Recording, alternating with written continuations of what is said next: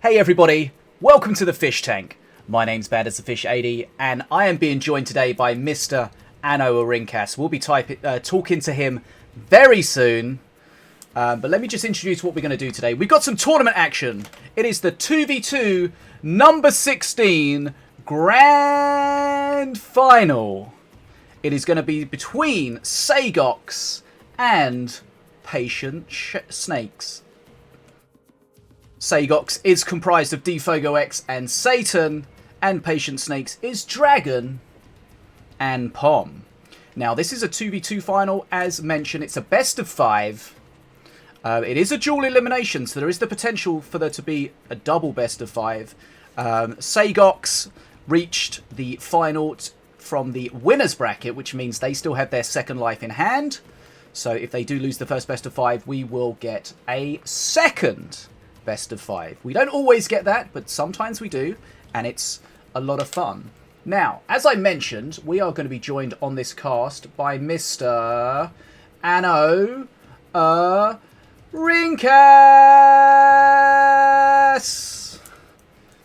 Can you hear me, Anno? I can hear you just fine, Fishy. Okay, chat, tell me, can you hear Anno okay? Let us know. We'll just make sure that we've got the volumes correct for the video. Anno is low. Okay, let's turn Anno up a little bit.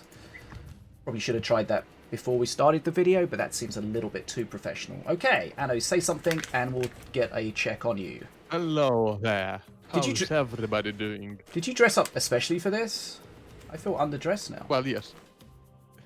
Well, I just needed something that would contrast with my beard. Okay.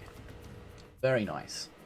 Okay, so Anno, tell us a little bit about your Minion Masters experience and why you are here with us today. Well, I'm the admin of the 2v2 tournament. I've been playing Minion Masters for over 1,000 hours. I've placed number 3 in too many tournaments, and yeah, I casted some games on my channel. Lovely. Okay, so Anno has a lot of experience in Minion Masters.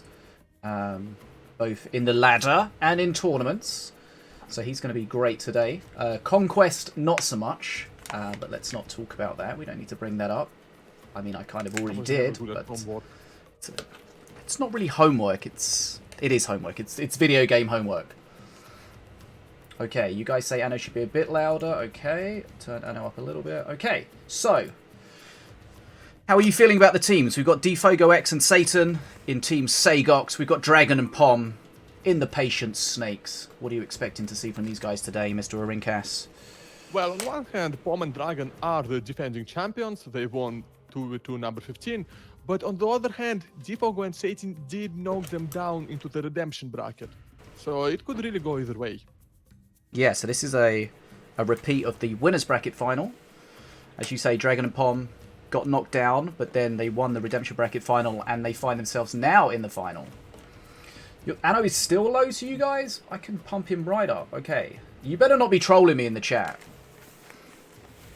I can listen to myself too. Okay, we've turned Anno up a little bit. Hopefully that's enough. Okay, so if you're new to Minion Masters, if you're new to tournaments, my name is Bad as Fish 80. Here in the Fish Tank, we run tournaments every month. We have a 1v1 tournament and a 2v2 tournament every month. So if you're interested in getting involved in any of those, always check out the details in the Discords, in the stream, everything like that. Anno still... Are you guys serious? Well, I'm not saying anything, so yes, I'm low. He's as loud as I can make him right now. So hopefully it's better now.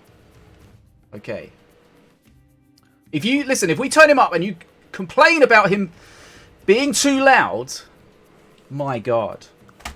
Okay, so we're going to be using the quad deck technology that we've used before, so you can see all 4 players' decks at the same time. We're watching this from replays, so it takes a little bit of setting up to do, but we should be able to manage this.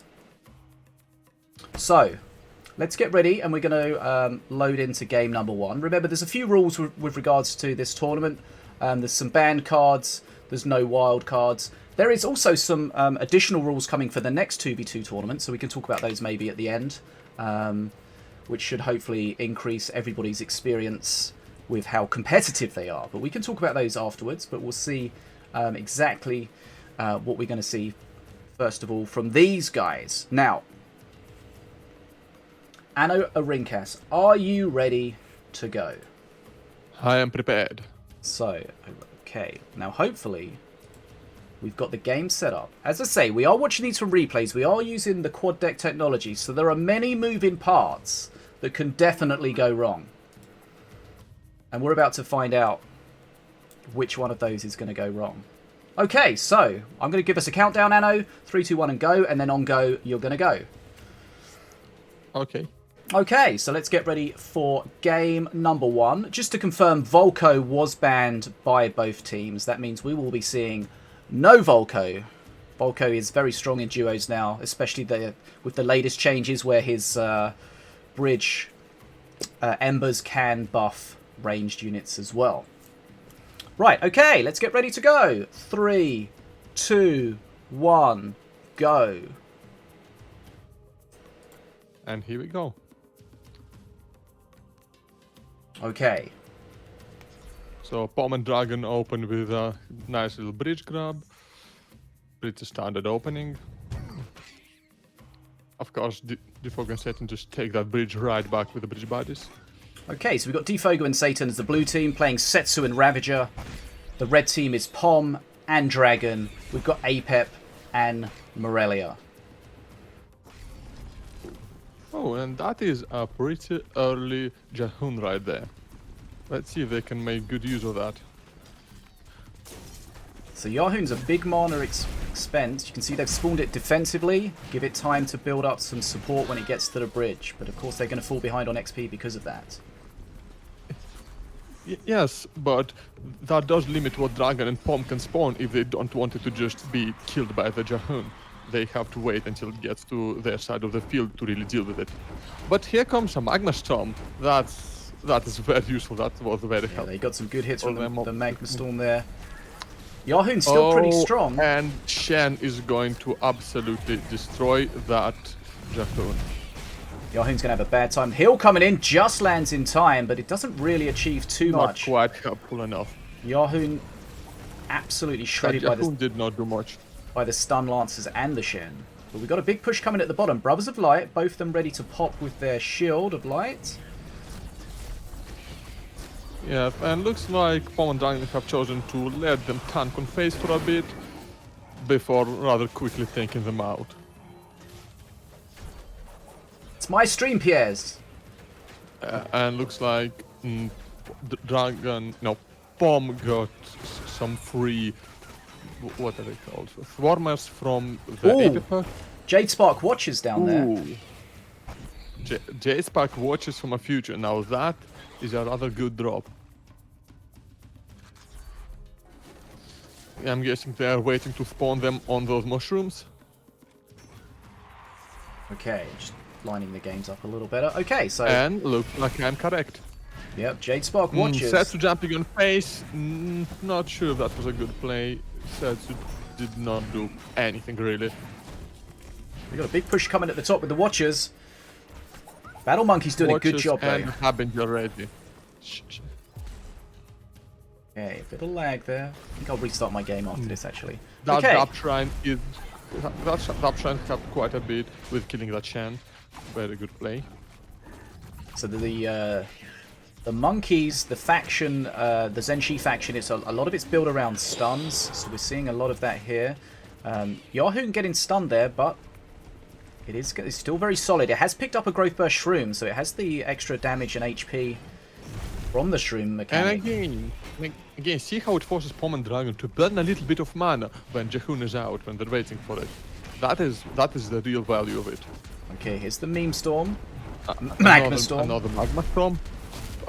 Good value from it though. Yeah, good value. Yeah, they took a lot of damage, and that Grenadier finished the job. Oh, nice little bridge grab with the Warrior getting pushed into the bridge by Pom and Dragon. Okay, so XP's now in Red's favor. Top rather quickly. They've got their 8 mana Jade Spark Watchers queued up, ready to go. Here they go.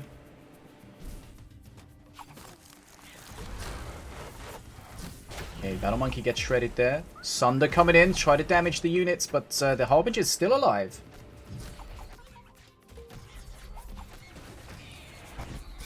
Yeah.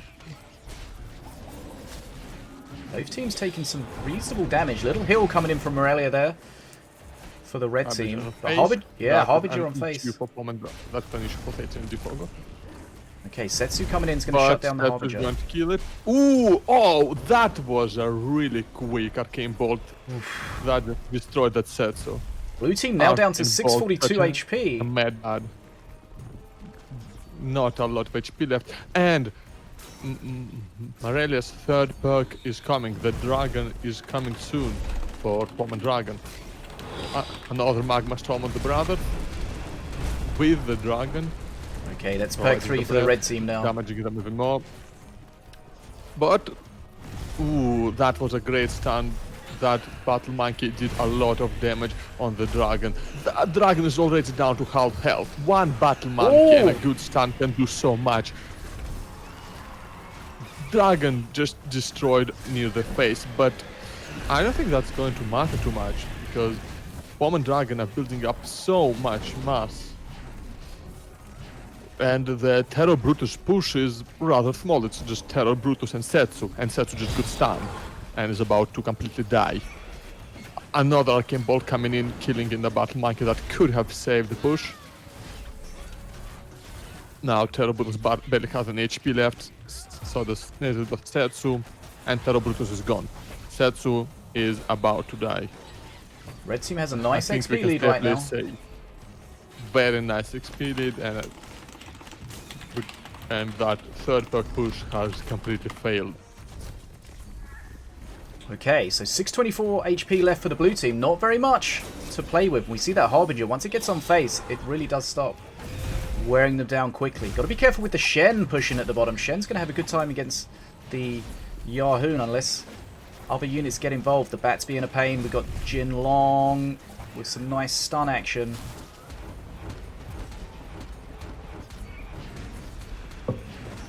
Another Arcane Bolt. Magma Storm wasn't great. Well, that's a good bolt, though, onto the Battle Monkey. We saw the Battle Monkey do great work, but here we go. There's a lot of units out on the field for the blue team. They are behind on XP, but I feel like they're catching up here. They do need to deal with a Harbinger, though. Yes, Setsu's third perk is helping DfogoX and Saytin quite a lot. But it does not seem like it's going to be enough.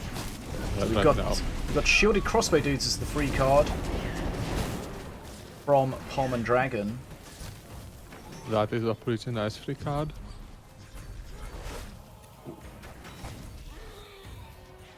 Okay, so it's is it a race to Mana Frenzy, or is someone going to close it out before we get there? So yeah, one of the things chat's mentioned is that there's a red golem just been sitting in Dragon's hand, maybe. Yeah, I think it's Dragon's hand for the entire game. Remember, you don't really want to use that until you've dropped down below 50% HP. Yes, a red dragon makes a rather nice emergency weapon. That stun on Setsu just in time. Still kills the Harbinger. What does it? Yes, it does. But that does not matter much because Dragon and Pom are now in Mana Frenzy. They have a decisive XP lead. They have a massive HP lead. Yeah, this is where they need to close the game out. They've got Mana Frenzy. Their opponents are not going to get it for a while. They need to solidify the bridges and go. Yes. As soon as they get through this Jahoon, it's over. Preemptive Shock Rock there. We saw on the Setsu a little while ago. Very nice play.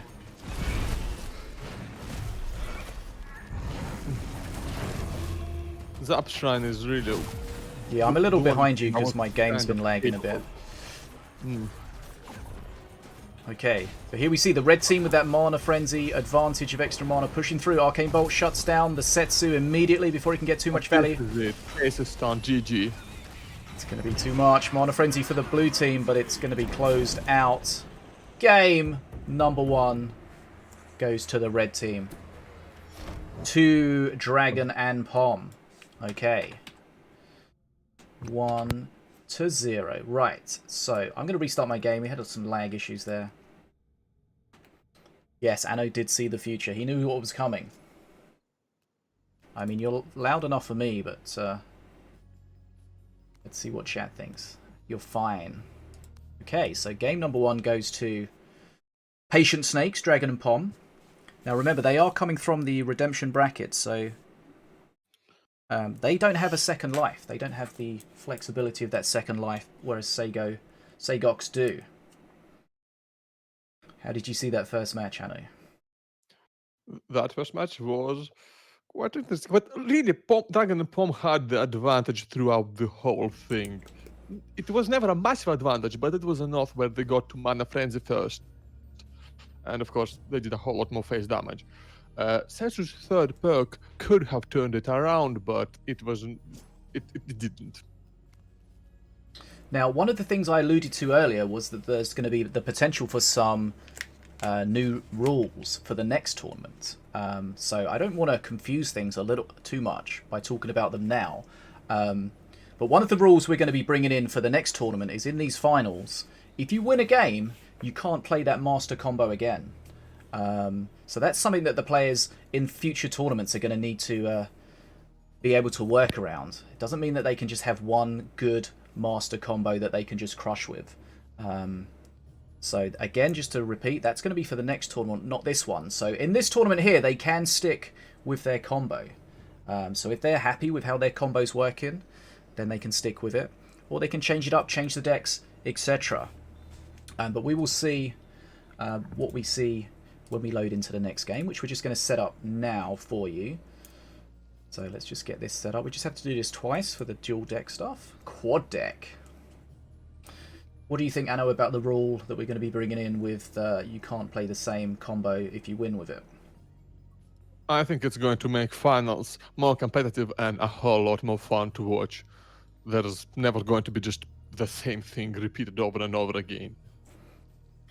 Yeah, so just to clarify, after somebody in the chat asked one of the questions, it's the combo. So if you play, for example, Apep and Morelia, then if you win a game, you can't play Apep and Morelia again. It doesn't matter. You can't switch between players. It's just the masters. You can play Apep with something else, or you can play Morelia with something else. You just can't play Apep and Morelia together. Hopefully that makes some kind of sense. So let's just get set up here. So this is going to be game number 2. 1-0. Patient Snake's leading at the moment. Okay, so that's 1 game set up. If you are in the next tournament, make sure you read the rules, because as I say, there are some new rules. So make sure you're aware of them. We will... Yep, yeah. That just implemented for number 17. That is not for this tournament. Just to clarify, like I said, that's not for this tournament. Yeah, that will be the next tournament. If you are watching this live on not live on YouTube, if you are watching this on YouTube, thanks for joining us. We are doing this live on stream, so I am talking a little bit to our chat as well. So if you see me reacting to some weird ass question, that's probably where it's come from. Okay, so let's make sure we are ready to go here. Let's get this. Showtime! Okay, don't worry, we haven't started yet. We just need to set this up. Okay. Right.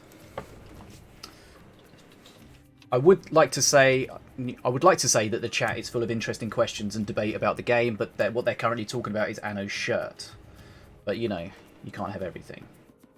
Right, are you ready to go into game number 2? I am ready. I have it paused. And to be fair, this is a very nice shirt. It is a very nice shirt. Okay, we're going to do the countdown. Game number 2 starting in 3, 2, 1, and go. And there we go. We got Pom and Dragon playing Apep and Mordor, and DfogoX and Saytin Warship playing Apep and Radbo. And Saytin and DfogoX grab the bridges. Okay, so it looks like we've got an accursed deck from Saytin, from DfogoX right now. Ooh, they have a demon, not a demon warrior. Azali, and Commander Azali. Commander Azari, that's right. That is an interesting start. We'll see how it plays out. So, as Azali there, you can see granting shields to all the ground units whenever a bridge is taken. That Harbinger is going to be very, very helpful in taking that Azali out. So there you go, more shields. And Mordor is going to get rid of those shields pretty quickly. That's the problem they have. The shields are going to be great, but Mordor's just going to strip them, which is quite a hard counter to that sort of technique. Okay, so there's a bit of an XP lead for the blue team now. We've seen the Harbinger used in the previous game. It's a very tricky unit to deal with. And here comes the double arcane bolt used to take out both snipers very quickly and easily.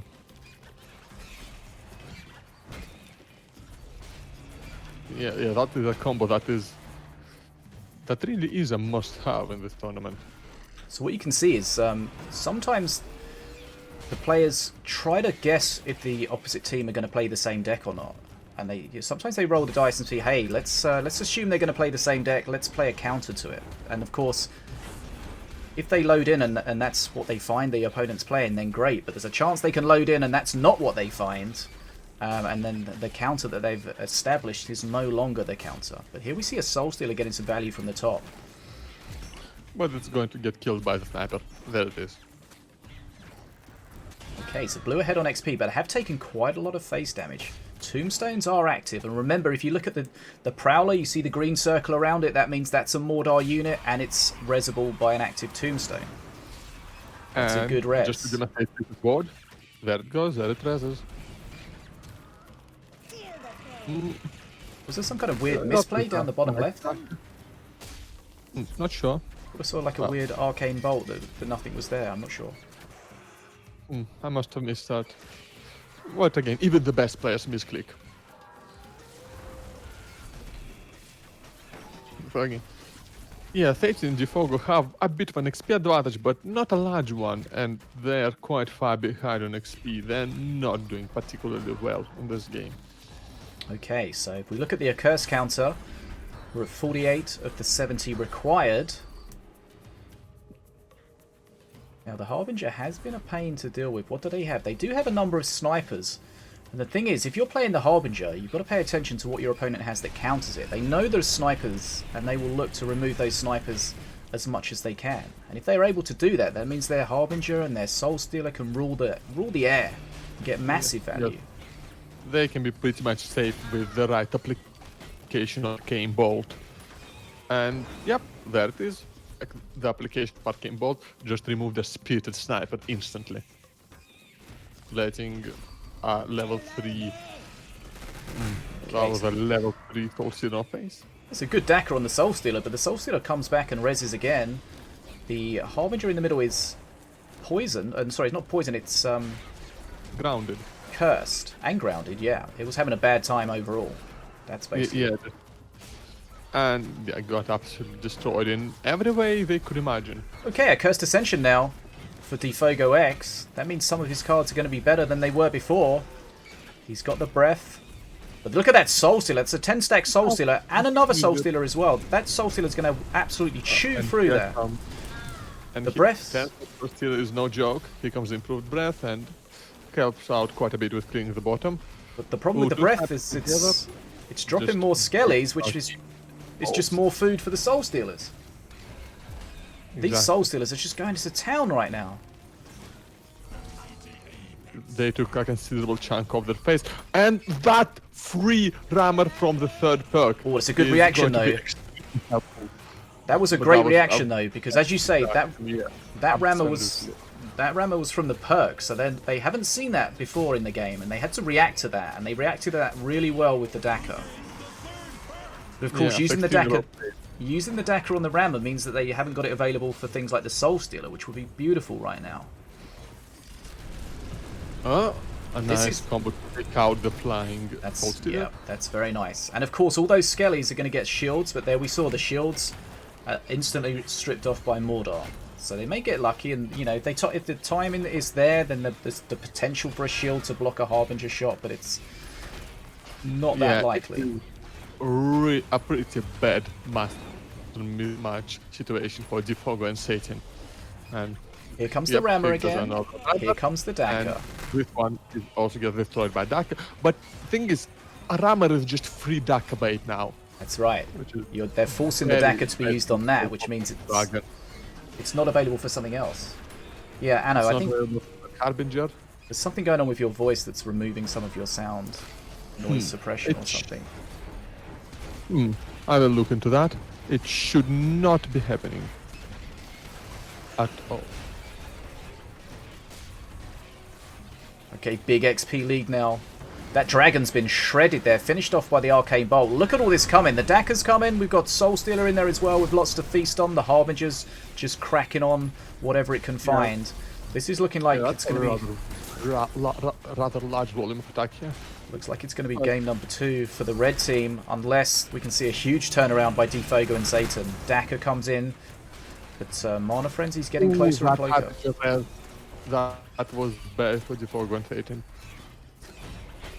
After that, that was the second death for that Harbinger, I believe. Yeah, double Harbinger, that's going to be a pain. The Accursed deck is relatively decent against it because it gives you a lot of little targets for the Harbingers to attack. But then the other side of that is that the Soul Stealer says, well, then I'm going to come in and get lots of feasting. Yeah, so that's why it's so nice to have both of them in the same deck. Rammer coming in. It's going to take a lot of DPS. They do have... Okay, nicely done. Okay. Quite enough. Very nice. Can the blue team come back now? This is a good presence on the field. It is a shame that Mordor is stripping all those shields, but, you know, that's just one of the problems that Azali will run into. Yes, with any master other than Mordor, that would have been a problem. And that was not a good Daka. That Daka could really... Well... If the Daka was better, the game might... Mana Frenzy now for the red team. Yes, the Mana Frenzy, they're just controlling the field They should be able to close this out. With the power of Apep, with the 3 cards in the Mana Frenzy, it's going to be too much. Dragon getting shredded there. Now the Harbingers are not really attacking anything of note, but... But once they start going to face... Yeah, there's the Rammer, there's the Prowler, there's so much here. And the shield is down, face damage is coming through, and they are very dead. Wow, okay. That is game number 2. Goes to Dragon and Pom. Looks like they were struggling with XP early on, but they certainly came back. And as you say, the Mordor against Azali was just a kind of a hard counter for those shields. That was always frustrating for them to see. That's game number 2. Okay, you change the setting. It says you cut off at the end of your sentence. Are you on voice activation or anything? That just sounds like a Discord issue. Okay, so let's get set up for game number 3. So, to remind you, Redemption Bracket, Dragon and Pom have come from, which means SaygoX have the second life. So if Patient Snakes, Dragon and Pom close out this game, this match, then we will go into a second decider best of 5. But that's only if they win this. If Defogo and Saytin can come back, then that will not be the case. There's only one way we can find out. Well, there are more, but this is the best way. Let's watch it and find out. Okay, so we're going to go into game number 3. We'll get that queued up for you here. Let me just load it up. So the Harbingers in that last game were super strong. And once the Harbingers started resin, ultimately it was just too much. Now, let's get our game set up and then we can load in. Yeah, usually when your opponent gets 2 Harbingers on the field at the same time, that's when you know you're in big trouble and are quite unlikely to win.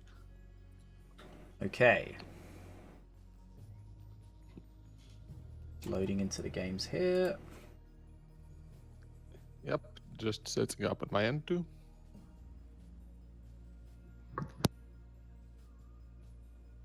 Okay, so that's one game set up. Game number 3 to be set up here. I want to make sure we watch them in the right order.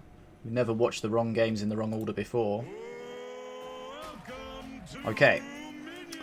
So let me just pause this before we go any further. Just need to wait for this to get to like 5 seconds and then we're fine. Okay. Right. How are we doing over there, Mr. AnnoArincass? Doing fine. Okay. How are you doing with that? I am fine. Are you ready to go with game number 3? I'm ready to go as soon as you are ready. Okay, let's get it ready for game number 3, guys. It is, let me just update this score. It is 2-0 in this first, potentially last best of 5. Let's find out what happens. Okay, here we go, Mr. AnnoArincass. 3, 2, 1, and go. Go. And there we go. Again, APIPs on both sides. In fact, that is a complete mirror matchup with APIP and Radbo on both sides. Okay, here we go. Let's switch the screen and you guys can see what is going on right now. Okay, as you say, APIP and APIP, Radbo. Okay. About the same. Spawn Dragon open them right with some bridge grabs. And they keep it up, I think. Okay, Pom and Dragon managed to get the top bridge, and ooh, those bets actually ensure that they keep the bottom bridge as well. Not bad at all. So if we try and have a look at the kind of decks we're seeing, looks like we've got an APEP Future deck from Pom. Looks like we've got an Accursed deck from DfogoX. Looks like we've got an Azali deck again from Saytin. Yes, I think Pom just burned quite a bit of mana waiting for something. Now Azali could certainly be a lot better in this matchup. There's no Mordor to just immediately strip all the shields. And those shields can start allowing units to trade against things that normally they wouldn't trade against. And that Kabutoshi just came out of the future. And now it's dead. So the shields we're talking about... Commander Azali's not there anymore, but when she's on the field, whenever your team takes a bridge, then she will shield everything on the ground. And if you've got a lot of units, those shields can be hugely valuable. And you can normally see that Azali's is utilized with Horde units, and you can see that the Saytin's Ratbo has been certainly using a lot of scrats. Have to use scrats with Radbo. Okay, halfway to second perk, Pom and Dragon are quite solidly ahead in XP, and nobody has managed to get to face yet. So if we're looking at the cards that Pom's got from APEP, he's got the his first perk was the Crossbow Dudes for 0 cost. He's got a Future Past as a 5 mana Caber Tosser. So the longer the game goes on, the more value he'll get out of those. So remember with the future cards, you spend mana to get a reduced cost card. So in the short term you are behind. But as you go on, you try to catch up. Bit of an XP lead now for the red team. They're doing some face damage as well, but here come the shields. And see the shields there, allowing the scrats to get close to the sniper. Take an extra hit there from the whirling. Okay, Arcane shredding. Arcane Bolt shredding the sniper. But still, DfogoX and Saytin have not managed to get to face yet. And that XP sniper for Pom and Dragon certainly is helpful with getting that XP lead. So Blood Imp's being used, which is contributing to the fact that the blue team have taken some face damage. They are trying to get the Accursed Ascension done as quickly as possible to power up those Accursed cards. They're currently at 60 out of the required 70, so they're very close to getting that. That is a pretty fast Accursed Ascension.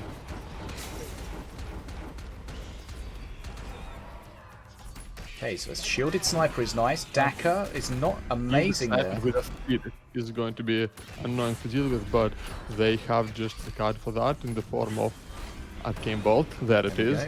Yep. That's great removal. But they have another sniper right there. But Pom is about to have another.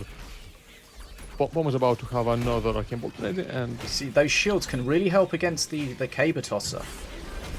They allowed the sniper there, and again, see, look, the more the merrier the shields. And if you get into a situation where the bridges are going from neutral to blue real quick, then it will pop loads of shields for them. That can really help. Yes, you need to be quite careful to not recapture the bridges too many times while Azali is on the field. It counterintuitive, which is what makes Azali tough to play against. Ooh, just barely managing to kill the sniper on the top. There we see the Arcane Bolt. And again, Okay. Arcane Bolt, the power of Arcane Bolt being demonstrated once again in this match. And there you see God, I forgot my words. Apep's shield. It was being used not as a shield on the face, but just as basically a tanked unit. Basically a wall. Basically a Just wall, a yes. wall. Okay, Arcane Bolt locking down Azali. It's not going to die unless it gets to 450 HP. It doesn't, so it's really just a very expensive stun. But Azali's only... a long one. Yeah, Azali's only a single target DPS unit, so wailing away on those barrel scrats is not where you want Azali. But here we go. Dragon is down. A Cursed Ascension is available. Let's see what they can achieve. Both teams have got a bounty sniper. Is that a dragon? That's got to be a ghost. Is that a ghost from perk 3? Ghost. So it looked like with that Free ghost... ghost from perk 3. Yeah, I'm surprised they just threw that in. Because normally the power of the ghost is to take your opponent by surprise. Yes, I think Dragon gave the emote, the cross emote about that. Yeah. Wasn't quite happy with it. It's a little bit frustrating. Taking Dragon out, putting a Shen in. That Dragon is not going to last very long, but that is a lot of units on Pom and Dragon's side of the field. Yeah, this is what the Dragon allows you to do. Even if you can't do a lot of face damage, it just gives you that big unit on the field, allows that extra pressure, locks that lane down, and now they're almost caught up on XP. And they've got a heal puff ticking away at the top. That can really change things. They've healed themselves actually quite a considerable amount. If they can keep this momentum up, the game might just get turned around. They are just throwing that ghost to just be a pain, really. There's just something that... I mean, a wild ghost like that, it's unlikely... especially at this high level, to land on something good. But it just means that you've got to be a little bit careful. Yes. You've got to be a bit careful, and it is a free card, so... and they don't have much to use it on, so... I mean, it is a free card, but throw it in there. I don't know. I feel like the Azali, they could ghost the Azali, even if they get a bit better. even if they ghost the Azali for a small period of time, they could pop a bunch of shields from it. That could be great. Oh, here comes the second dragon. Maybe they will be able to ghost that. Yeah, that's their ghost target of choice. But it might be easier to just kill it. Oh, they went for the big Daka, but the Daka was interrupted by... well, not interrupted. The shot of the Daka was taken. It blocked, soaked. It's exactly what they wanted. Okay. Looks like the ghost ghosted a Hugger then. Interesting. Maybe Hugger killed the ghost. I'm not sure what happened there. They've got to be real careful with that ghost. Okay, the dragon, another big push. And we'll see if Pom and Dragon can deal with this as well as they dealt with the last one. That defensive chopper certainly did not last a long time. And taking... oh, Pom and Dragon taking bridges. That just let Saytin and DfogoX get another set of shields. Okay, breath getting huge value here. Remember, the changed breath doesn't give you the skeletons like it used to when it would turn everything it killed into a skeleton. So it's not quite as strong as it used to be, but the guaranteed skeletons now are certainly nice. Mana Frenzy almost for the red team, but almost for the blue team as well. That second dragon push got turned out a lot quicker than the first one. That's an interesting arcane bolt. It's It's an interesting arcane bolt because they know that they're not going to kill that, so it's just stunning it. Okay. Just buying time, really, yes. So many units everywhere. Mana Frenzy now for the red team. Mana Frenzy now for the blue team. Dragon getting locked down at the bottom there with the arcane bolt. It's not going to die, but it's taking... oh, that's a double arcane bolt on it. That was double. Yeah, double arcane bolt was just too much. For a dragon. It looks like they knew that was going to... they just saved themselves for that. Although both teams have got... just using that to stun. Although both teams spam from Pom and Dragon have Mana Frenzy, there's just too much red on the field right now. Daka doesn't really matter. Yeah, these are just out spamming them. just a classic outspam. 2 dragons on the field at once. They are cycling extremely quickly. There is not a lot DfogoX and Saytin can do. Yeah, this is going to just ultimately too. See, in this situation, pre-nerf to the breath, you could just breath everything and get 50 skeletons, whereas now you can't do that. And Wow. now you just kind of die. That is 3-0 to Dragon and Pom. That means they've taken. That is Saytin. That is Saytin and DfogoX now on their 2nd life. That's right. So that's the best of 5 completed. But as Anno correctly says, Saytin and DfogoX have a 2nd life because they got to the winners bracket final, they got to the grand final without losing any games at all. Whereas Dragon and Pom have already used their 2nd life. So we're going to reset and we're going to go again. Now, Volko was banned by both teams in the original best of 5. And I have it on good authority that Volko is also banned by both teams in this reset best of 5. So nobody wants to play Volko. No, they could change their bans if they wanted to with this reset best of 5, but they decided to stick with Volko. So that means neither team can play Volko in any way, shape or form. So we're going to start getting set up here for game number 4. What are you expecting to see, Anno? Do you think Dragon and Pom are just going to continue steamrolling through this 2nd best of 5, or can DfogoX and Saytin drag themselves back into it? Dragon and Pom do have a lot of momentum built up, but I'm not sure. Like Saytin and DfogoX can certainly pull something out. They've done so before. I mean, they did defeat Dragon and Pom in the winners bracket final. So, and any good player will learn a lot from defeat. Any good player will learn what their opponents are doing and what they can do to counter it, even without having to counter a specific deck. So, yeah. So whilst we don't really have because we're watching from replays, we don't have any like deck building delay between it. The players will be thinking about what's happened in the first set so far and thinking about whether they want to change or stick with what's been working or not working for them. So there's a lot of things for them to take into account. And as you say, it's a learning experience. They know a lot more now than they did previously. But of course, these players are very familiar with each other. They are players that play each other a lot. They know each other's styles. They know what they kind of like. And so there's a lot of information there for them. Not intimate with each other, no. Not in that way. I know what you're... They might be, but I can't... Listen, we had this last time. I can't confirm what goes on behind the doors of Bridge Baddies, okay? That's not for me to know. And honestly, I'd rather not know. But we're going to get set up here. Anno, are you ready to go into game number 4, which is... It's game number 4, but it's the first game of the 2nd best of 5. We're going to get ready to load in. I'm going to give you the countdown. Let me just make sure we're double checking that we're good to go here. Okay. Mr. AnnoArincass, I'm going to reset the scores. 0-0. Back to the start. 2nd best of 5. Here we go. 3, 2, 1, and go. Okay. Right. Here we go. So we have a APEP and Mordor for Pom and Dragon versus Stormbringer and Valorian with DfogoX and Saytin. They decided to change their strategy up completely. So Pom and Dragon may have gone back to the decks we saw right at the start of the first best of 5. They have a Soulstealer and a Harbinger, so... What are they going to get from the future present here? Future past. Future past, I'm sorry. 3 mana future past. Okay, they got a Musketeer. A 3 mana Musketeer. Not a bad drop at all from the future past.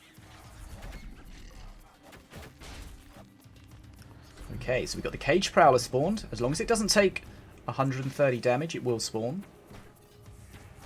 But let's see if they can defend it. Yeah. Oh, Chain Lightning coming in. Free vault.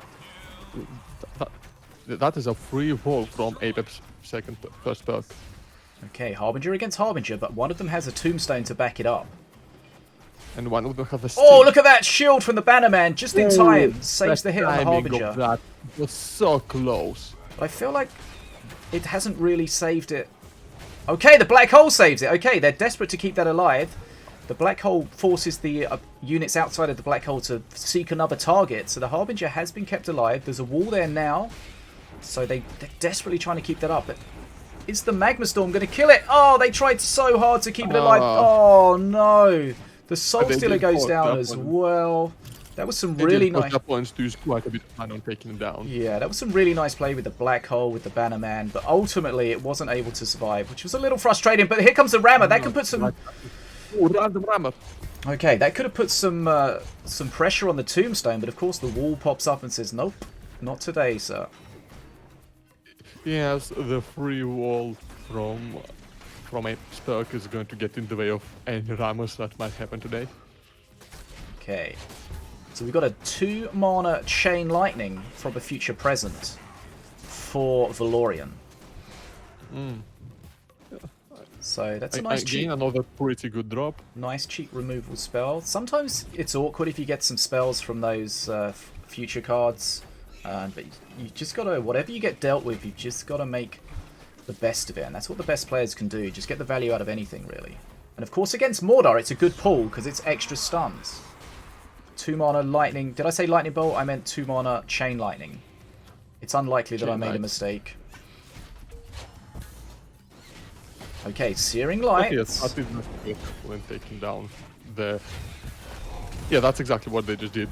Just took down that Tombstone. It could be very important to shut down the reses. You know, those random cards can really change matches depending on what you get. Sometimes you get an okay card, sometimes you get a mere card, sometimes you get a useless card, but sometimes you get a perfect card. And this might have been it.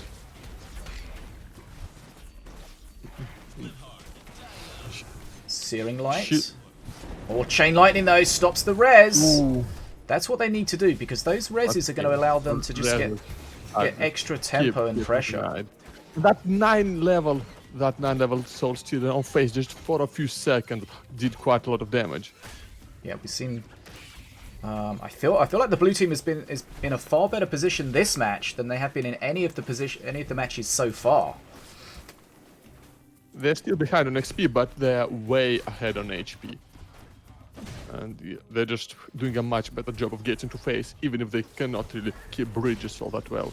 Okay. That is going to be a defensor res, which is they're going to let happen. You can see what they're doing. They know that their opponents are wanting to kill that Harbinger with the Searing Lights, so they are stacking all of their units around it when it's ready to soak those hits, which is... It's a good strat, but when perk 3 is available for Valorian, those Searing Light hits are even more powerful, and they will start doing a lot of damage to everything that's in that area that it hits. Another Harbinger save with the Bannerman. But yeah, I feel like that Chain Lightning is... The fact that they're playing against Mordor is such a huge pull, because it's a great stun, which is allows them to... That is a Harbinger. Oh, there we go! Searing Light shredding everything! Perk Searing Light absolutely wrecked not only the Harbinger, but everything that was around it. That's the perk 3 Searing Light. It's so hard. Powerful. Here we go! Oh, the shield's going to save them, but not for long. That Harbinger is so low on HP, but did not finish them. Okay, can DfogoX and Saytin close this out? This is a fresh best of 5. Can they get off to the best start here? Let's find out. They only need one Harbinger hit on face to finish this. They've got Chain Lightning to go face as well. They're ahead on XP too now. Is the Chain Lightning 10 HP? It's extremely hard for Pom and Dragon to turn this around. Yep. Chain Lightning brings him down to 10 HP only. They might be. They've got a Blast Crystal as well. There it is! Blast Crystal, GG. Game. Just spelling them down. Number 1 goes to DfogoX and Saytin. They've brought themselves back into contention here. They struggled in that first best of 5, but now they're in the lead. 1-0. And I feel like they got some luck there by pulling that Chain Lightning, especially against Mordor, which, you know, sometimes you get it. Yes, let's see if Saytin and DfogoX can take that momentum and carry it into into a complete match win. Okay. I'm not sure what I just did, but I managed to completely kill my Twitch chat, so let's try and fix that. Okay, so let's get ready for the second game in this second best of 5, which is going to be our 5th game overall. No, don't worry, you're back. Sorry, I didn't mean to. Fixed it though. You're back. You're back. Sorry, I don't know what I pressed. Some keybind that shouldn't be touched was touched. No, Okay. So no more second lives, Anno. The second lives have been used by both teams throughout this tournament, so this is the final best of 5. We are now in sudden death. Okay. Whoever wins the match wins everything. That is true. Right, so let's get set up for here. We switch these guys around here. Hopefully you guys are enjoying this tournament so far. As I mentioned earlier, we do a 1v1 and a 2v2 tournament every month. They are supported by Beta Dwarf. There is money to be won. So if you want to get involved, doesn't matter what your skill level is, it is welcome and open to everyone. And there's lots of stuff. Just remember to have fun. Have fun. There's a lot to be learned. There's a lot of fun to have. The Mini Masters community is awesome. Very welcoming in the vast majority of cases. But let's get ready to go into the second game in this second best of 5. Saytin and DfogoX have pulled themselves off the canvas after going 3 games to 0 down in the first best of 5. Okay, let's just double check we're ready to go here. Okay, are you ready, Mr. AnnoArincass? Ready as always. Okay, let's do a countdown. 3, 2, 1, and go.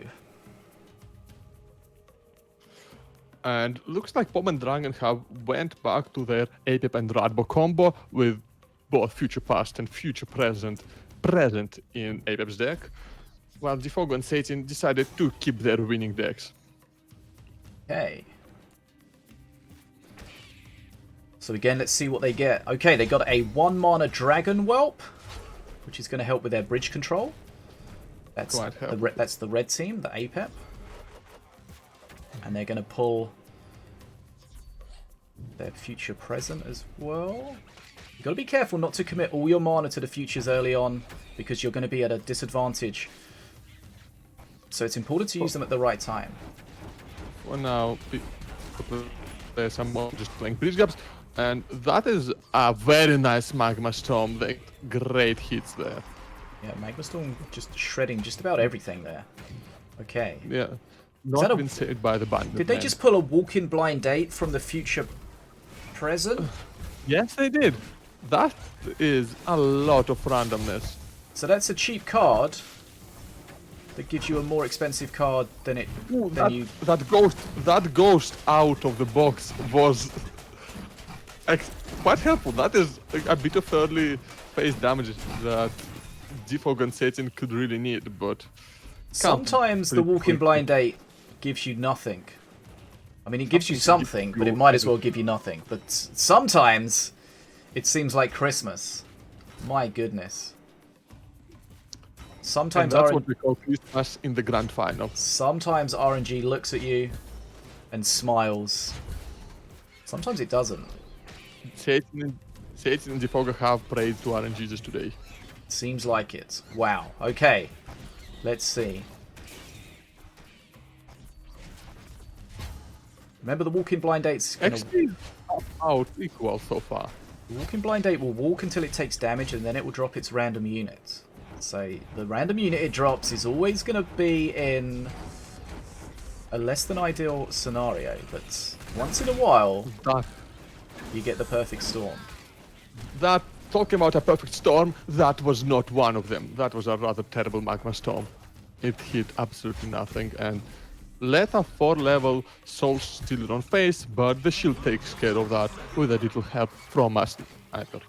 Yep, Apep's shield, one of its strongest perks, but the Bounty Sniper's being a problem here. Every kill it gets, that's 2 extra XP. It is removed, so that's some good use of the Searing Light there. The Bounty Sniper was the target of choice. That did increase Pom and Dragon's already existing XP by quite a bit. Okay, so there's a lot going on here. We're trying to pay attention to everything. There we see the gong being used for a Kinlap just to make that poison instant. We've got the Zealots at the top. Those guys do a lot of damage, but they do hurt themselves, so their survivability is undermined by that.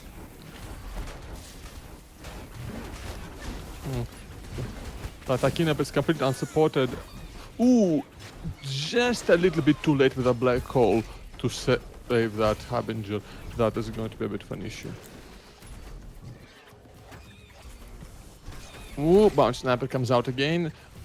But that was a pretty good searing light, killing both snipers, even though they also used Blast Crystal for one of them. Okay, so the Legionnaires split, grabbing the bridges. The Whirly Scrat's going to go to town at the bottom, but the Soul Stealer will start wailing away on that. Daka getting some value. Not huge value, but some value. Nonetheless, Assassin, though, shredding at the top. That is a pretty good drop. If that gets to face, that is going to slap.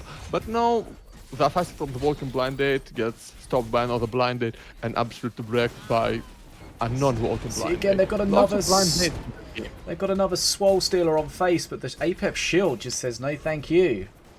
Yes, and these big pushes keep getting absolutely destroyed by the Magma Storm.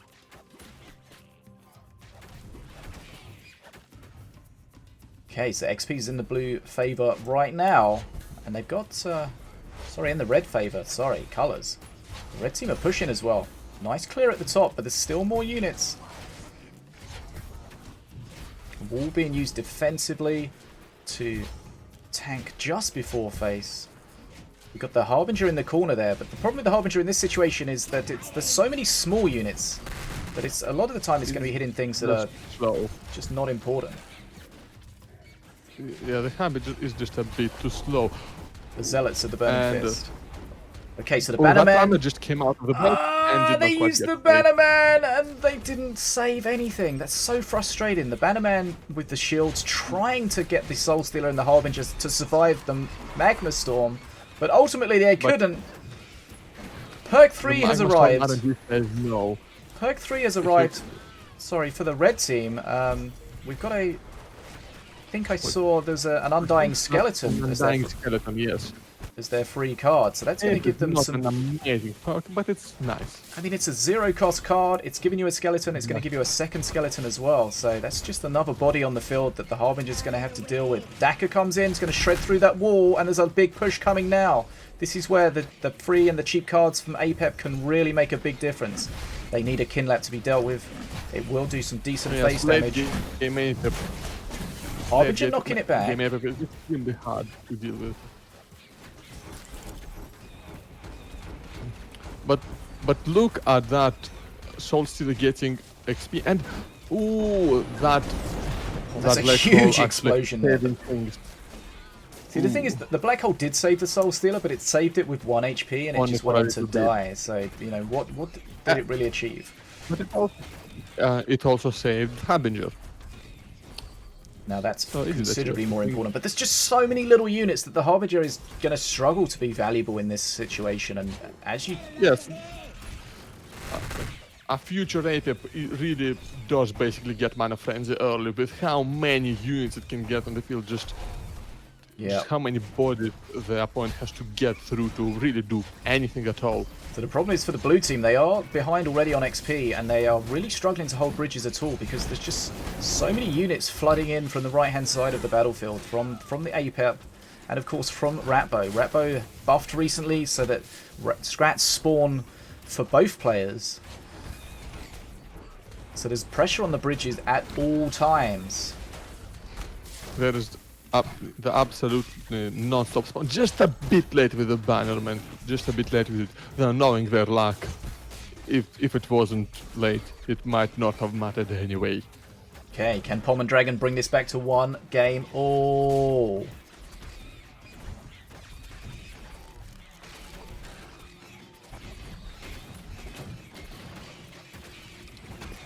Yes, from this point, Saytin and DfogoX would have to really pull something amazing out of their sleeves. They're struggling against the spam already, and once Mana Frenzy hits for the red team, there's going to be even more spam. Here it comes, Mana Frenzy. Mana Frenzy is right here, and And with APEP, that is nearly impossible to deal with if your deck is not set up specifically for dealing with They need farm. like a blast monster or something here, but it's even the healer in there DPSing the Harbinger down. Yeah, this is the beginning of the end right here. This is the flood. Yeah, Common Dragon do not even have to think about what they spawn. They just need to put bodies down. And They need to speak to Noah and get an arc because there's a red flood coming. GG. That is GG. That is game. An absolutely insane amount of units from Dragon and Pom. That is 1 game all in this second and final best of 5. Look like DfogoX and Saytin have dragged themselves back into this, but Dragon and Pom said, no, we're still here. Bring it. Bring it, don't sing it. Yeah, they are quickly reminding us that Dragon is, after all, I believe, a triple 2v2 champion. Sounds about right. Okay. Yeah, Dragon is certainly nobody to mess with. Okay, let's get set up so we can go into the third game of this final best of 5. So let's switch these guys around.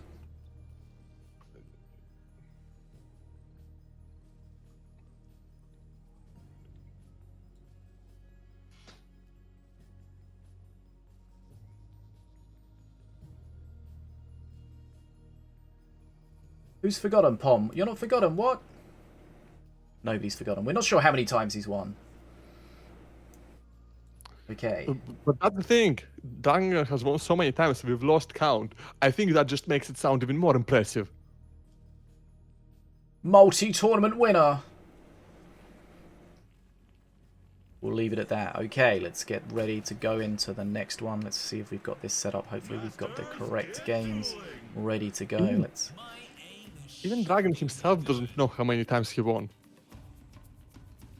That's quite the flex. Okay. Are you ready to go, Mr. AnnoArincass? I am. Let me just take a sip of water. Okay, just to remind you guys, it's 1 game all in this second best of 5. First to 3, winner will take the tournament. They'll take the money and the bragging rights, plus the in-game content. Big shout out as always to Beta Dwarf, the developer, for supporting these Fish Tank tournaments. And if you want to get involved, join the Fish Tank Discord, come by the stream, check out what's going on. There generally is a tournament running or registering at all times, 1v1 and 2v2. Okay, let's get ready. I'm ready to go. We're going to do our countdown for game number 3. 3, 2, 1, go. And go. And Pom and Dragon playing APEP again. Looks like DfogoX and Saytin are playing the same master combo, but they might have switched who plays what. Dragon now switched to Morelia. Again, a combo we've seen before. Okay, so we have future present again for APEP. What kind of luck are they going to get? Good. That is a rather good. Okay, that's very good luck. 4 mana Rock Rivals. That's going to be insane.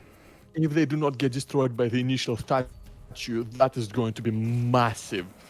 Oh, Harbinger and Harbinger. Okay, we've got a 2 mana Arcanist on the blue team.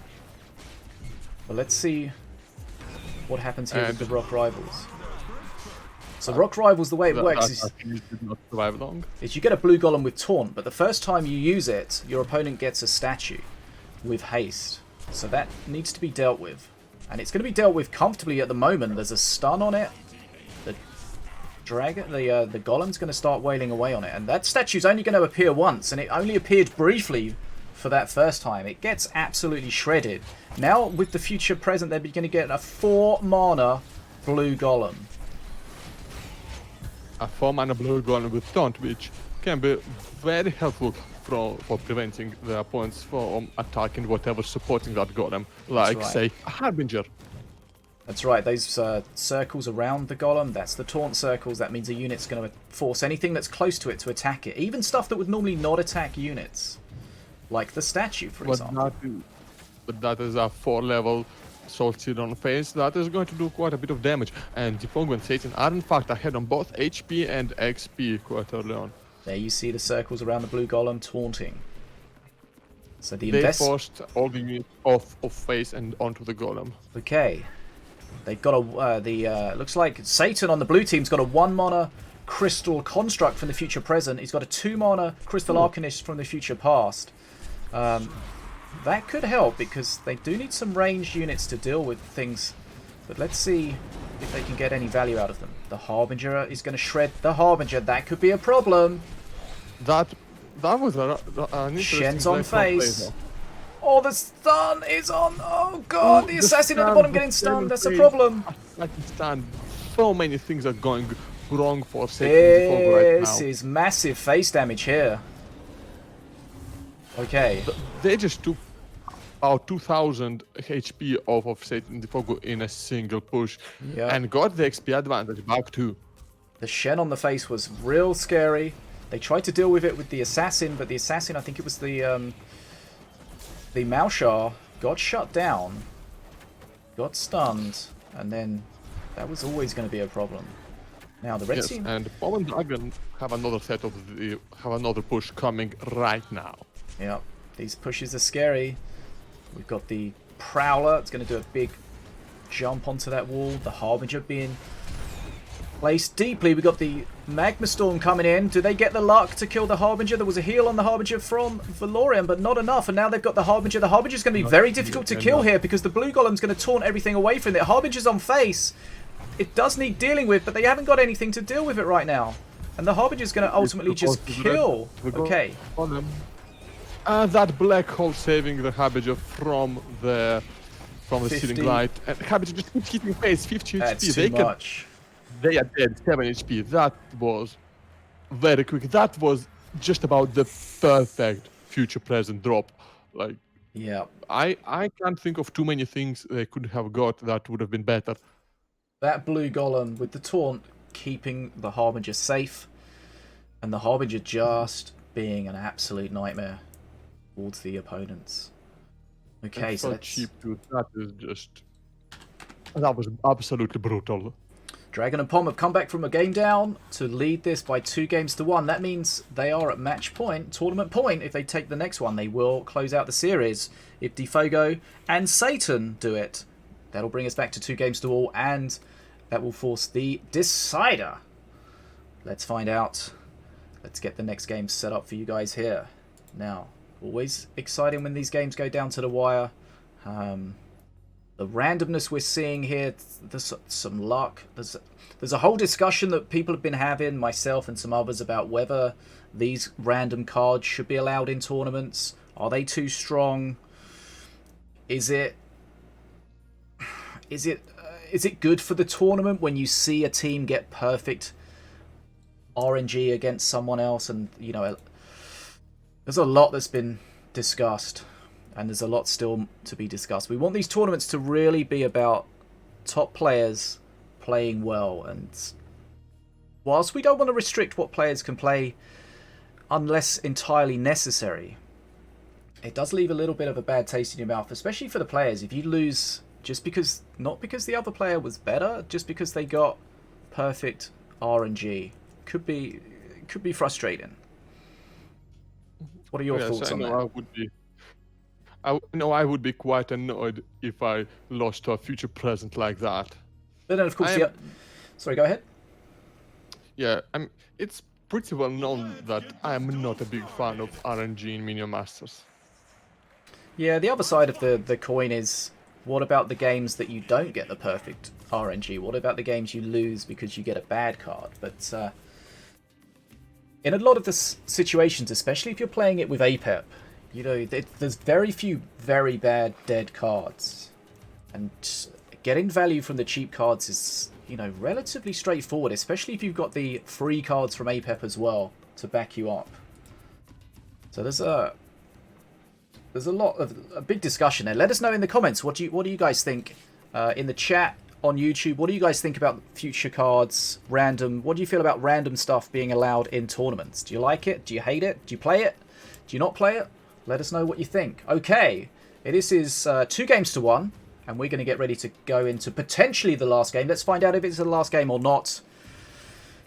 Okay, here we go. Here's the countdown, Anno. 3, 2, 1. Let's get this going. And looks like Pom and Dragon are keeping the exact same deck. Well, was DfogoX playing Apex the last game? Yep. Then I guess we are seeing the exact same decks. Saytin and DfogoX hoping that it was specifically the RNG that let Pom and Dragon win. So Saytin's grabbed grabbed himself a 2-mana Musketeer from the future present, and Pom's grabbed himself a 1-mana Crystal Archers. Remember, future present gives you a free card, 2 mana or above, and reduces the cost of it by 2. Yeah, so Crystal Archer is certainly not going to be game winning by itself. Though it is obviously helpful. Okay, Magma Storm again, shredding. Great Magma Storm. Okay, Curse Bearer taken out. They know the Curse Bearer is going to do a job on the statues, so they remove the Curse Bearer with the Arcane Bolt down there in the bottom right. The Curse does linger on the ground for a little while, but not long enough to stay present until the statue gets here. So the statue will start pushing. Again, the Harbinger. We've seen the Harbinger so many times today. Okay, this is a Magma Storm from the blue team. Where is their luck in? Or the last ball just taking out the Harbinger. That's exactly what they wanted. That statue is going to get exactly 1 hit on face, which is what Pom and Dragon got. Future present use, they got 3 mana Spirit Throwers from that. So you're going to see cheap and free cards, as always from APEP, just be able to cycle and just get that value. And the longer the game goes on, the more they can just flood the field. Okay, Arcane Bolt absolutely shreds Destroys the Boom Buggy. So if the Pom and Dragon is giving thumbs up to the red golem, so maybe they want to actually get it out this game. Okay, Magma Storm doing pretty well. Doesn't kill the Soul Stealer, but there we see the Crystal Archers, the cheap card, able to finish them off. Marelia helping them, getting some health back. Okay, quite a decent XP lead now from the red team. Pushing towards their perk 3. Perk 2 not even available yet for the blue team. They need to try to get some more control. A bit of mana.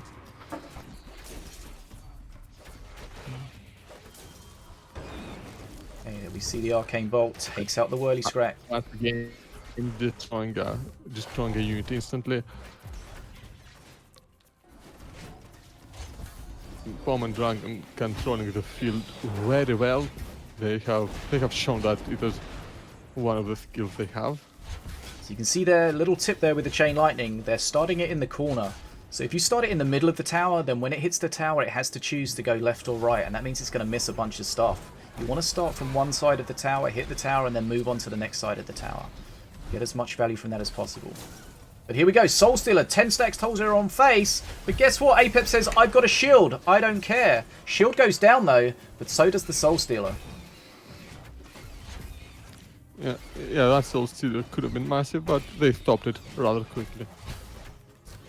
Now the red team pushing back, and a lot of units on the field for the red team. Shield used kind of early there. With Pom said it already beginning to outspam the opponents. Okay, they spawn the statue deep, trying to build a push behind it, but it's taking DPS that whole time. And there's the Curse Bearer answer to it. That Curse Bearer is going to be huge. Not ready. Unless it gets destroyed. Bridge grab at the bottom there from the stint. And again, that statue just dead by the time it gets there. As soon as the Curse Bearer is involved, that statue is not going to last very long at all. Now the Whirly Scrat's going to struggle at the top. There's stuns, there's a Musketeer, and here come the red team again. Just perk 3. What are they going to get That's their perk 3 card. I didn't see it. Yes, I think they just Might have been the spear throws or something. Yeah, I did not see it. Ooh, but that is a pretty good Magma Storm, killing the Harbinger. Okay, here we go. Soulstealer going to get some value at the top, but here comes the Shock Rock and the Magma Storm on top of it. Is it going to kill it? Is it going to kill it? No, it's not. Okay, Soulstealer could get some value here. Not getting the value this time. Chain and Lightning. Soulstealer is leveling up. I cannot see 9. That is a 9 level Soulstealer. That can do all damage, but Pom and Dragon do not have the shield ready. So that okay, they are just. I think it's the spear throws that they got from the perk 3. From the looks of it. Looks like it, yes. Okay, Whirly Scrat goes down. Okay, perk 3 now. What have we got? What have we got? We've got a free assassin for perk 3 DfogoX. That's card. Can that change things? The problem is they're a long way behind on XP. And although they might start trading better with these extra cards, here we go. The assassin doing some work there. You need some anti-air though, because those prop scrats being a real pain, grabbing that top bridge over the top of the. It's really. Oh, Magma Storm is wrecking everything on face. All the red team need to do is just close this out to get to Mana Frenzy first. Again, we got the 5-stack Soul Stealer goes down though. Yeah, they are ahead on XP by a lot, and here comes the dragon that is going to hold the bridge for a while. And again, we see with I'm guessing that dragon will live to see Mana Frenzy. Like we see a lot of these big units, they're played defensively to allow the push to build and be supported. And here comes the dragon. What do they have to deal with it? And here comes the red golem. They finally got that out. Okay, red golem now, because they've dropped down the red team below 50% HP, that red golem is massive.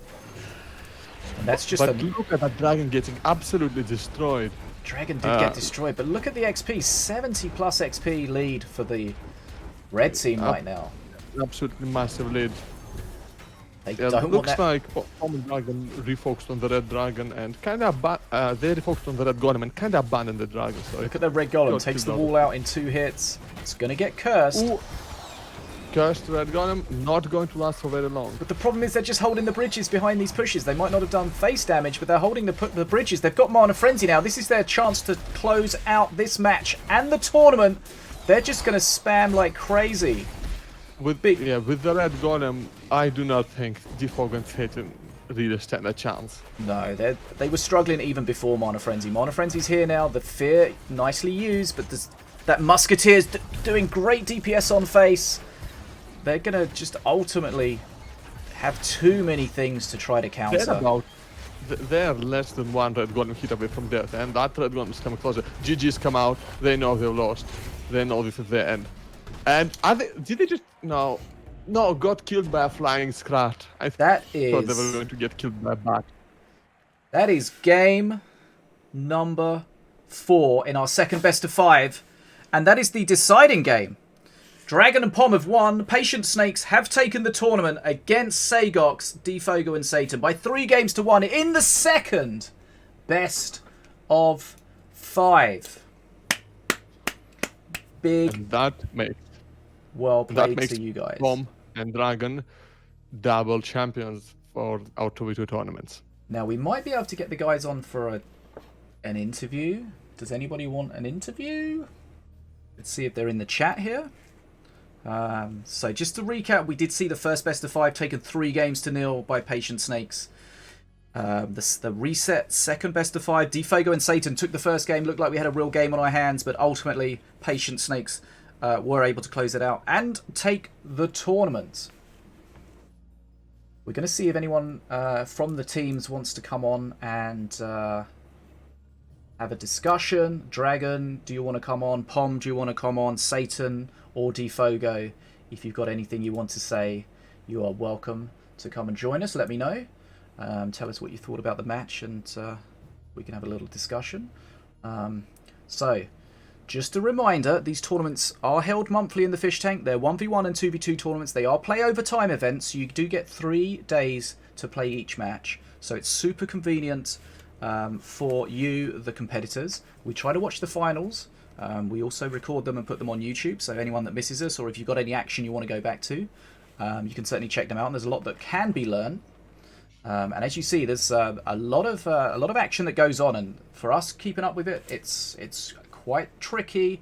So there's definitely the possibility to go back and look at the videos and see what they think. Looks like we might have Saytin to talk to. Looks like Saytin is ready to be interviewed. FPS, I acknowledge you. Congratulations on getting the job.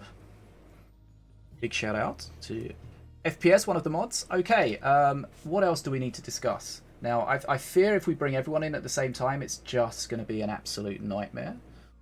So we might have to do one at a time. Or one at a time, yes.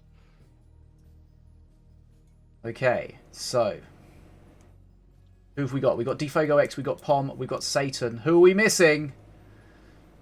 Who are we missing? I think we're missing a dragon. If you don't want to come on, that's entirely fine. That's not a problem at all. Whole dragon's drunk. Oops. Okay, so let's speak to. Just make it more fun. Let's speak to Defogo and Saytin first, the runners-up. Let's bring them in. Try not to talk over each other too much. It might be a bit of a fest, but let's find out. Okay, here we go.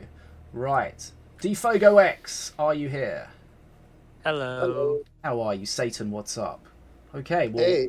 Very well played. Commiserations, but second place. Thanks. Tell us Thank how you. you saw it.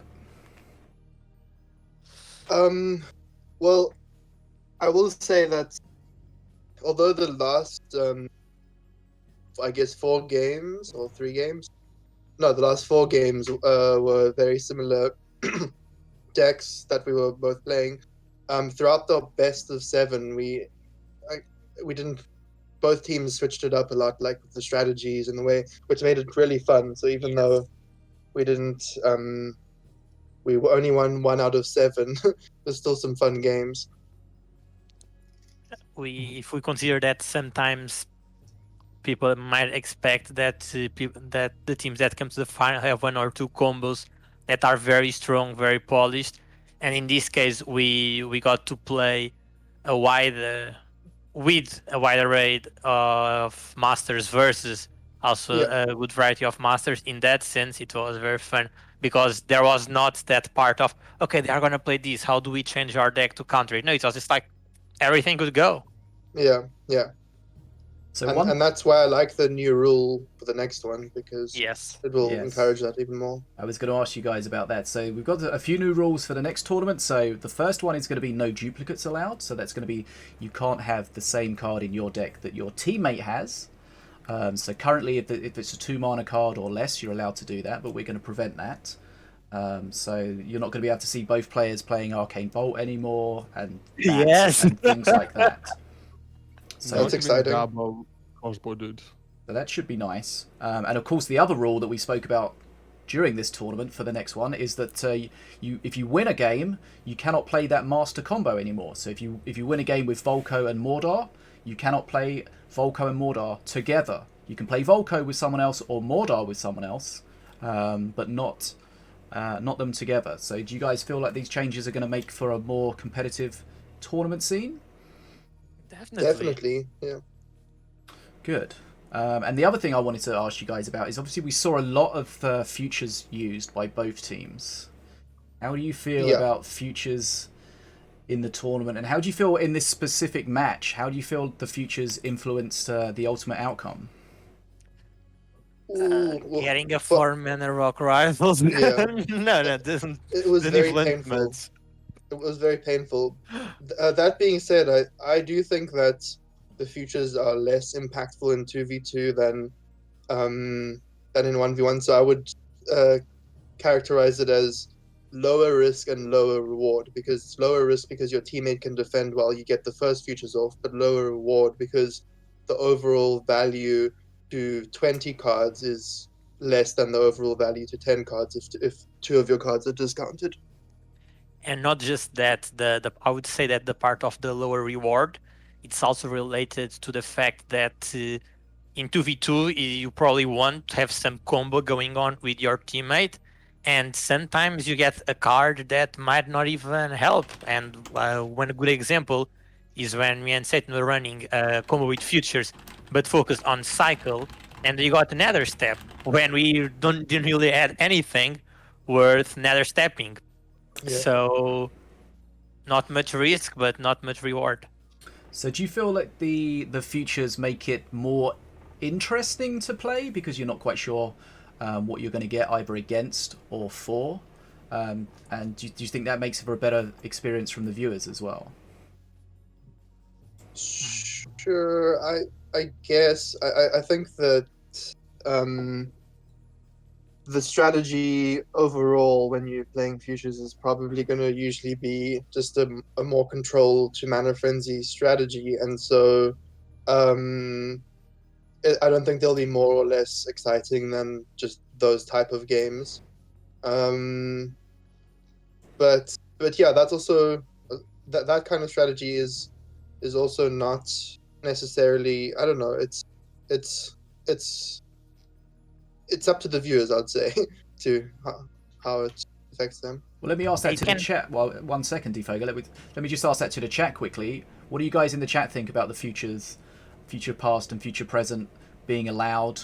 How do you feel like the random cards impact on the game? Do you think it makes it more exciting because you don't know quite what you're going to see? Let's see what people in the chat think about that. Sorry, Defogo. I would just add that for specific cases where you can get a card that actually synergizes very well with what you're doing, I would expect that the excitement in that moment will be huge, not only for the viewers, but especially for the team that just got that. I can barely even imagine how was Pom and Dragon's reaction when they got that Rock Rivals for their Harbinger, because that combo was super obnoxious to deal with. But even in general, like if you are playing versus lots of melee units and you don't have much to deal with it, and you get like a defense or something like that, in those cases, it can be very exciting when you are playing APEP versus Rammers, and your first perk is a wall, for example, to give maybe an example most people can empathize with. So having those cases can be very interesting and can be very game changing. For most cases, I don't see really that much of a big impact unless it's something like very specific. Yeah, I don't want us to forget about the moment when the box spawned a ghost on their face and converted their Kinleb. Yes. I think that no one can deny that wasn't a fun, exciting thing to watch. I mean, if that happens to you, what do you say to yourself? Do you just say that's just RNG at its finest or at its worst? Just try not to get tilted by it. Yes. No, please get tilted. Please get tilted by that ghost. But of course, the thing we need to remember is being given the random cards, you've still got to try to get as much value out of it as possible. So I think it does reward the well-rounded player that's used to playing with all these different cards, and whatever you get, you've still got to get value out of it. So there is certainly skill involved for sure. True. So that's I think that's something that you might find if you're a newer player, you might struggle with things like the futures, because you're going to get cards from them that, although they're cheap, you're not familiar with how best to utilize them. So it's definitely a learning experience. But yeah, it's been great to be able to talk to you, DfogoX and Saytin. I don't know if Anno's got any questions. Otherwise, we'll bring Mr. Pom in, who's going to be on his own, but he'll be fine. I believe you've... actually, no. I have one question. How do you feel about your chances of winning the next 2v2 tournament? Oh, guaranteed. No, there's no chance. Don't say that. Easy Don't win. say that. Guaranteed. Strong Well, words. he has the confidence I'm lacking. Let's say he has the confidence I'm lacking. Can someone clip that? Because sometimes things people say really don't age well. We'll revisit that after the next tournament, and we'll see how well There are it aged. definitely lots of interesting teams that we are looking forward to playing with, and so those matches are definitely going to be very exciting for us to play it.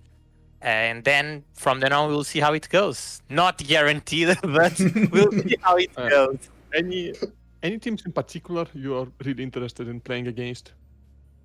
Oh, I'm most interested in playing against Cosmic and Death Shoot. That's going to be my favorite match to play. If we get to play them. Yeah, that Good. would be fun. We will keep an eye out for that. Maybe if we can watch it on the stream. If it's not a final, if it is a final, we definitely will. But very well played to both of you. Commiserations, of course. But you are second place. You are the first losers. And thanks as always. Thanks as always for taking part in these events and being part of the community. Minion Masters community is awesome, and we appreciate you guys being here. Thanks for running this tournament. Yes. My pleasure. Okay. We're going to see if we can speak to Pom now. Hopefully Pom is ready for us. Now, Pom is going to be on his own because Dragon might be drunk. But not going to cast any shade. Okay, let's see if Pom is here. Where are we? Ah, okay. It's the wrong button. Now I clicked the wrong button. Okay, here we go. Pom, hello! Welcome. Let's see if we can hear you. Turn you up a bit. How are you doing, sir? Doing quite well, thank you. Okay, I know Dragon unfortunately can't join us. Yeah, but in fact, I've never heard his voice at all. We did, I believe, after the last GG Tour event. I think we interviewed him then. So if you were watching, you may have heard him then. But yes, very well played. Congratulations. Tell us from your point of view, how did the final go from your point of view? Well, these two last tournaments have been my very first Mini Master tournament that I ever participated in. So I would like to maybe compare with the previous tournament, if I may. Of course. So in these two tournaments, Dragon and I both lost and then made a comeback. The first time it was against Rick G and Nataraja. For this deck, they were mostly playing the similar decks over and over, so we had to adjust ours. And our brainstorming came from us mulling over our losses. We thought of all possible counters out of rage and despair. This time against Fogo and Saytin, we noticed that they were playing much more varied decks, and they would change almost every game, and that's what threw us off. So this time around against them, we adjusted our strategy into, as you saw, almost every game we changed our decks. Also, we saw that our Valorian Accursed decks, the slow pace of that wasn't quite working against their more aggressive playstyle. So we went back to our namesake, APEP, for the Patient Snakes. Yeah, well, I think you make a good point, is that from the start of the tournament all the way through, it's a learning experience, and especially if you play a team, and especially the beauty of the redemption bracket and the dual elimination tournament is you can lose to somebody, but you can learn from that experience, and as you say, you can then come back stronger and build more appropriate decks to deal with them, and it seems like in this case you did that, and that seems like the best players and the best teams, they're able to be reactive to things they see in previous matches, but also to, as the final, for example, is going on, being able to learn from the matches and the decks that the players are using as to how best to ultimately figure out how to win. And it seems like you definitely did that. Yeah, exactly. Also, as we see, we played a lot of RNG this time. I started out with an unsure future present, I think the 3-mana card is. Mm-hmm. You got the future past and the future present. The past is the cheap one. So I started with the 3-mana one, and then Saytin brought his full RNG Valorian. So at that moment, I was like, oh, it's on. So I added the other 8-mana future card.